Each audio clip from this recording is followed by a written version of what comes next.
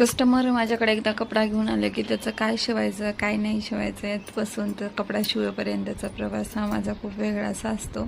आता कस्टमरला इथं या कपड्याचं म्हणजे त्यांनी साडी आणली होती, त्याची कुर्ती आणि पॅन्ट अशी शिवायची होती. पण याचं एवढं मोठं मोठं डिझाईन होते, याचं कुर्ती पॅन्ट नाही छान दिसणार असं मी त्यांना सांगितलं. नंतर ते म्हणले तुम्ही सांगा काय शिवायचं. तर त्यांना मी असं सांगितलं की स्कर्ट आणि ब्लाऊज शिवा, सणावारा तुम्ही कधीसुद्धा घालू शकतात.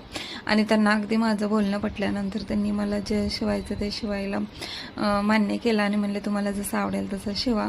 आणि त्यांनी तसं म्हणल्यानंतर मी एकदम सुंदर असं स्कर्ट आणि ब्लाऊज शिवलं होतं आणि एकदम त्यांना शोभेल इतकं छान असं शिवलं होतं आणि अगदी त्यांना खूपच जास्त आवडलं. घेतल्यानंतर जेव्हा जन्माष्टमीला त्या माझ्यासमोर घालून आल्यानंतर मला पण खूप छान वाटलं. दोन्ही कटिंग आणि स्टिचिंग मी चॅनलवर अपलोड केली आहे, तुम्ही जाऊन बघू शकता. त्याच्या उरलेल्या कपड्यातून मी हा ड्रेस शिवला होता. तसा वाटला मला नक्की कमेंट करून सांगा आणि पूर्ण व्हिडिओ बघायला विसरू नका. चलो.